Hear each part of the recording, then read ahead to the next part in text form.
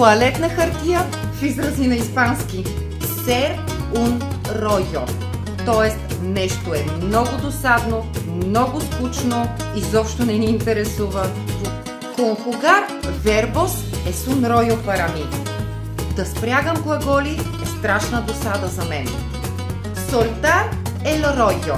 Това е човек, който говори през цялото време, който не може да бъде прекъснат, който е страшно бъбрив. Cuando Marta habla de su trabajo, suelta el rollo.